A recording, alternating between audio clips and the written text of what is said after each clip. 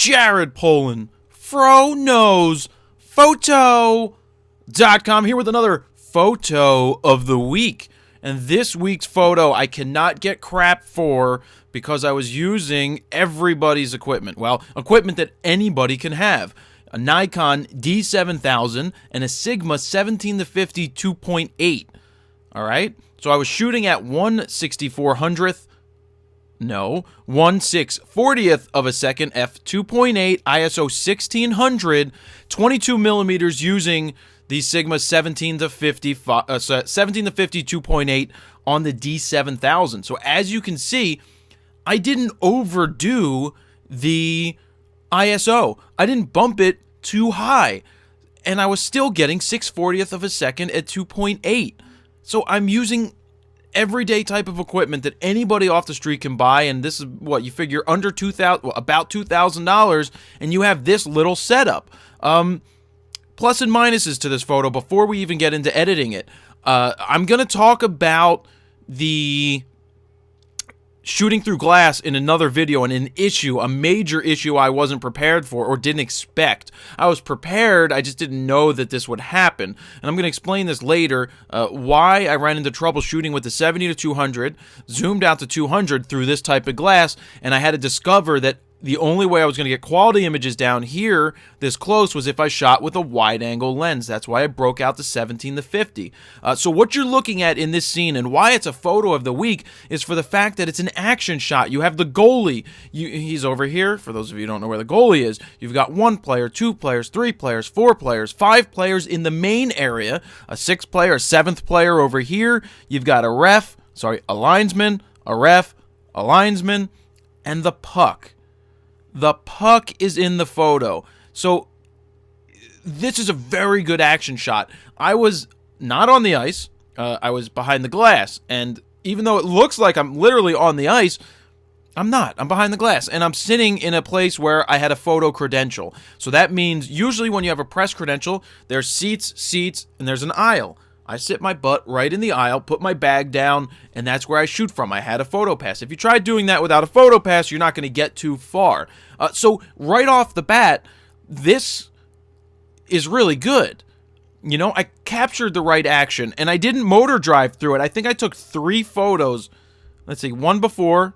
All right, so we got 1 before, the one I want to use, the one after, and that was it. So 3 photos, but I got the one action that I wanted, so I didn't motor drive. And that's one of my major things when I'm teaching sports photography is do not motor drive, because 1, you're going to outrun the camera, which I actually outran a camera, which was the D7000. It's the first time I've ever outrun a camera, really, even with a Class 6 card in there. But this is what you're looking for in an action shot that's not a full, tight, one-guy shot.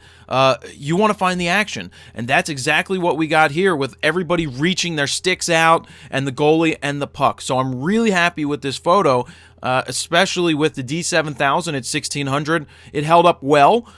It would be sharper if I was through a photo hole. A lot of this grain and noise is not the camera, it's the glass I'm shooting from, which is double thick plexi. It's not actually glass, so you're losing light, or you're losing sharpness and probably a little bit of light when you're shooting through that type of glass.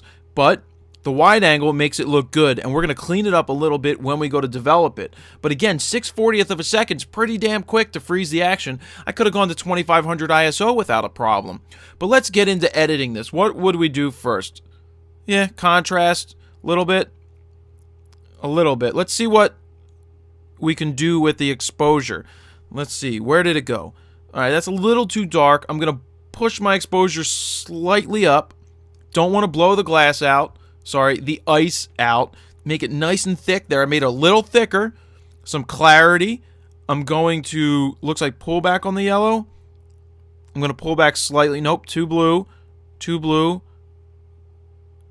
I just want a little bit of yellow in there. And maybe fill light may play a part in here today. That's fill light. Going to take that out. What does brightness do? I rarely ever touch brightness. Yeah, that's why. Too much. So let's see if I can tweak my exposure just a little bit more over here.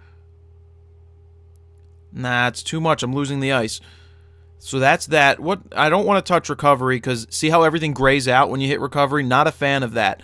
I like the whites in this. I like the ice being, you know, almost blown out, but not, because there is still detail down here in the ice. See? Detail, which is nice. I'm just going to pump up my contrast a little bit more. Let's just say hello to fill light. Just a little bit.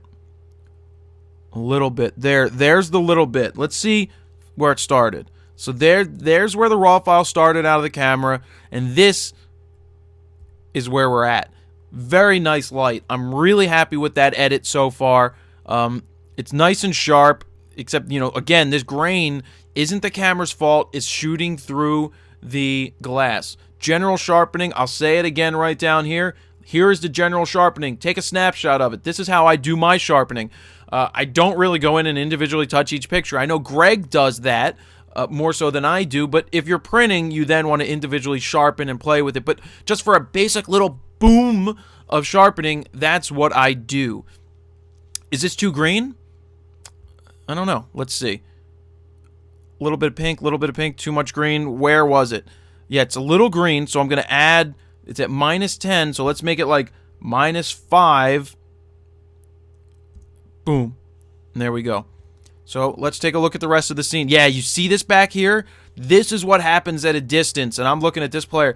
At a distance, through the glass, everything is falling apart. And as you're in the center, everything is sharper in the middle. But as soon as you start diffracting or refracting off to the sides, you start to lose the quality. So that's the glass fault, not the lens's fault. The lens did a nice job here.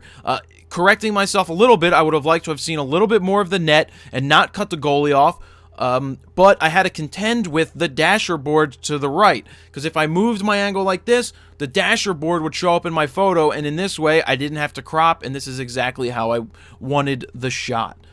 So, there you have it. That's the photo of the week this week. It's from the Philadelphia Flyers game, and it's a nice, cool action shot with the D7000 and Sigma 17-50. Full reviews of both of them coming up at some point. I will put up a box here letting you know when those are there in case you're watching this in the future.